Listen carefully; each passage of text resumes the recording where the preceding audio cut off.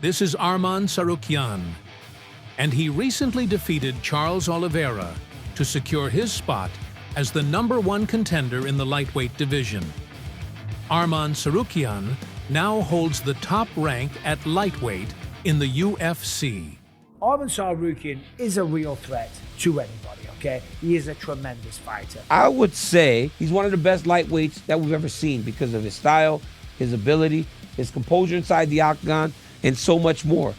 With a record of 23 wins and 3 losses, riding a massive win streak, he's also one of only 2 fighters to successfully take down Islam Makhachev inside the octagon.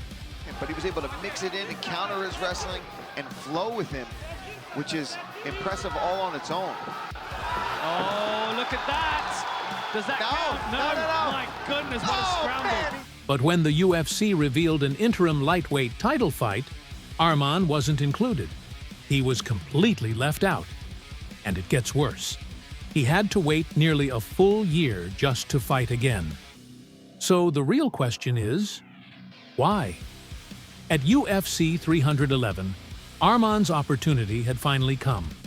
After 8 months of preparation, including 3.5 weeks training at high altitude in the Russian mountains, every detail was dialed in. Then disaster struck. I wanted that fight so much, and everything was going so good, but just last day, my sciatic nerve stuck in my back, lower back just stuck your whole body and you cannot move, so it's completely different feeling. His back locked up. He couldn't move, couldn't stand, and couldn't make weight. And then we went to the press conference. After press conference, started to cut my weight, and during the cut weight, just my lower back stuck, when I was doing the bike. I was laying down, cut my weight was good, going down good as well. And then we called doctor to come and see. The fight was canceled.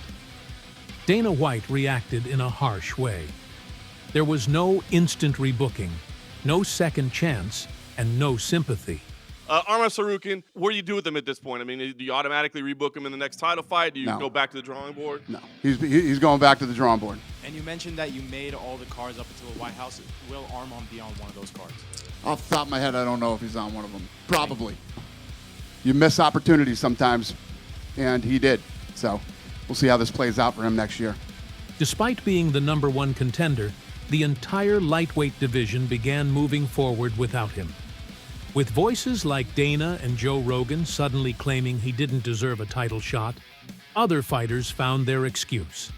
Hard recovery from my back. The worst thing that people think I pulled out because of my weight cut. I couldn't make the weight, and that's the worst thing. People think I pull out without reason. Reason the weight cut. I have never ever issue with the weight cut, even if you're fighting for the title fight. The top-ranked contender in one of the toughest divisions became the most avoided fighter in the organization.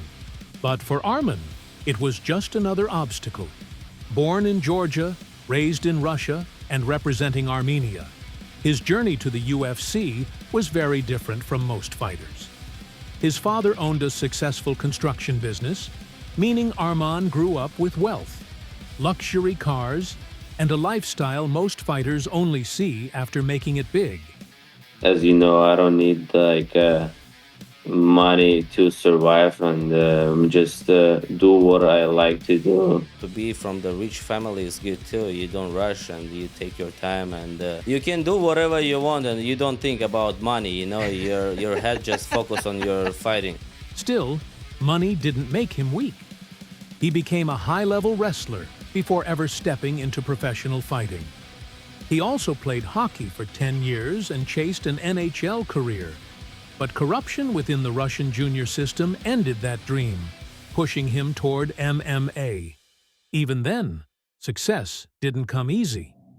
In just his second fight, he suffered a knockout loss to Alexander Bellick. That moment could have derailed everything. Instead, he bounced back with 12 straight victories. By April 2019, the UFC came calling. For his debut, he was given Islam Makhachev on just 4 weeks' notice in St. Petersburg. Arman lost a decision, but managed to take Makhachev down and earned Fight of the Night honors. Many saw it as one of Makhachev's toughest early tests. From there, Arman kept winning. His only setback came in June 2022 against Mateusz Gamrot. He lost a decision, but many believed he actually won the fight. It was one of those controversial decisions where opinions were split. He came back strong, defeating Damir Ismagulov and Joaquim Silva, then finished Beneil Dariush in just 64 seconds. That performance placed him one fight away from a title shot at UFC 300. Standing across from him was former champion Charles Oliveira. But what happened that night changed everything. While walking to the octagon, an incident occurred with a fan. Footage showed Arman lunging towards someone as security quickly intervened, creating chaos for a few moments. Inside the cage, Oliveira threatened early with a guillotine, but Arman controlled most of the fight and even opened a cut on Oliveira. It went to a split decision, 29-28 on 2 scorecards, and Arman emerged as the #1 contender. I know I'm gonna be a champion and I can beat everybody in this division. So believe myself, believe on my hard work, and just do what I do. However, the spotlight shifted away from the fight. He was punching somebody in the crowd during his walkout. Yeah, you might not want to hang over the things and grab people when they're walking out. These guys are all fucking piped up and whatever, and I'm sure we're probably going to get sued. I'm dealing with that on Monday, too.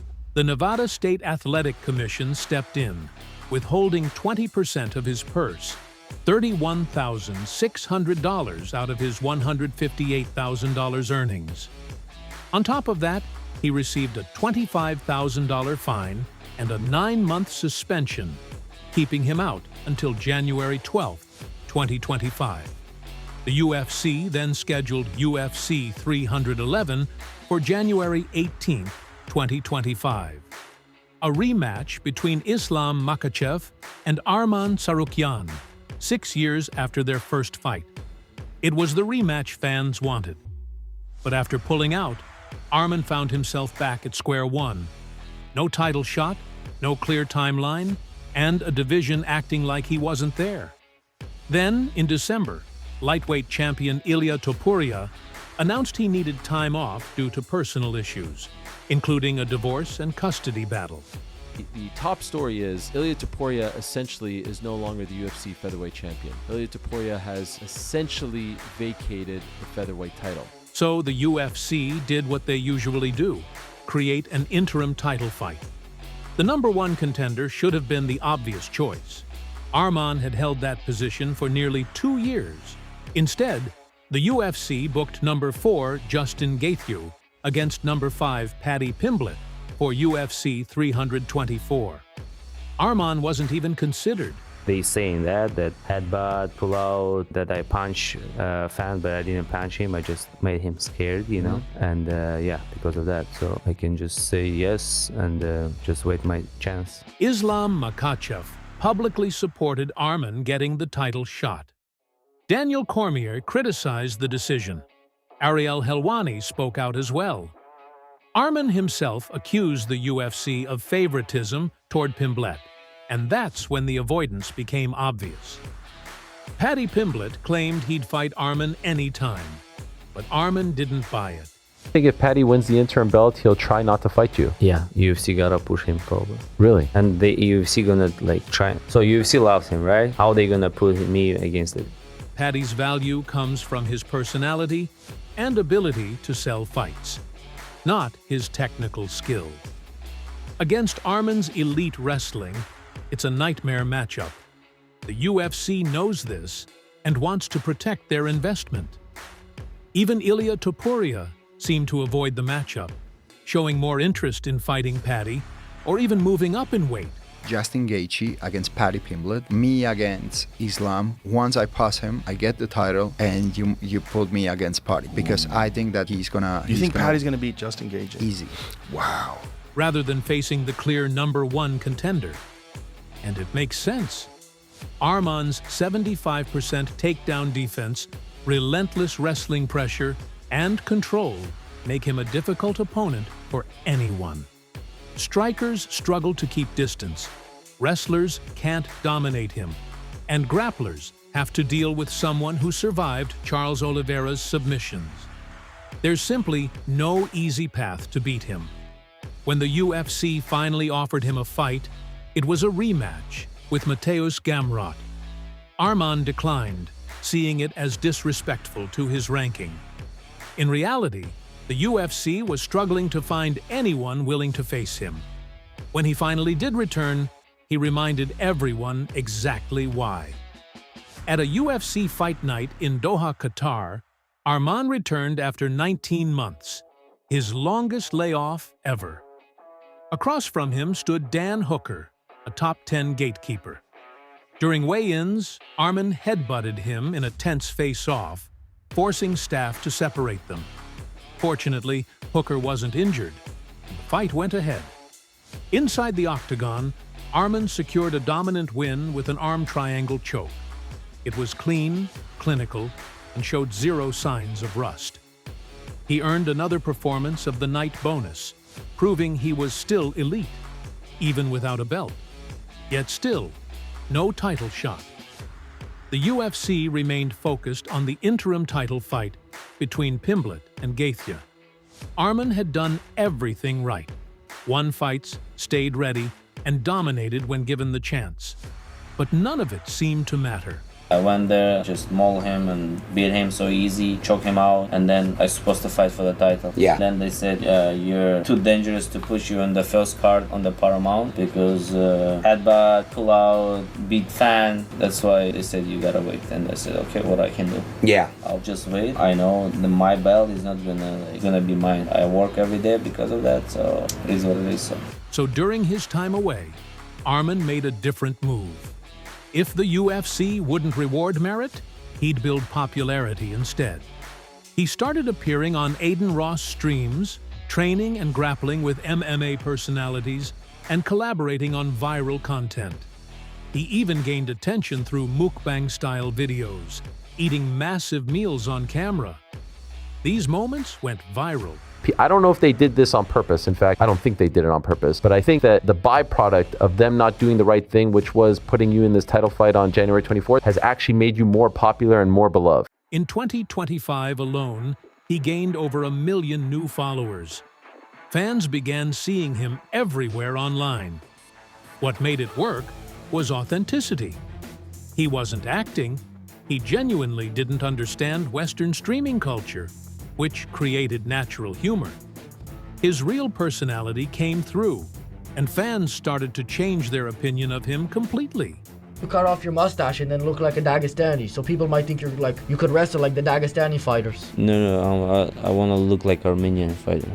Many even began supporting his title shot based on entertainment value. At that point, Arman shifted his mindset. If he couldn't progress in the main path, he would dominate everything else. At ADXC 10, he defeated former UFC champion Benson Henderson via arm triangle. Later, in December 2025, he captured another title with a rear naked choke finish. Then in January 2026, he made his freestyle wrestling debut at RF05 in Florida, dominating former PFL champion Lance Palmer with a 10-0 technical fall in the first period. It wasn't even competitive. Arman has proven in every way possible that he's done waiting. He's built an elite resume, stayed active across different combat sports, rebuilt his image, and even owned up to his mistakes. Headbutt was so bad, I shouldn't do that because he's a man. If it was some different guy who said, oh, I get hurt, I don't want to fight. So can you imagine if main event, like what happened, you know? Cancel, yeah. Yeah, it's so bad. So hopefully it happened, nothing happened. But I couldn't control myself, you know, that moment. Now, the fans are behind him. His record speaks for itself. The UFC can delay him, but his ranking doesn't disappear. And fighters can't avoid him forever. He's on a 5-fight win streak in the UFC, 6 if you count the Gamrot fight, and now he understands the game the UFC values, marketability. And that might change everything.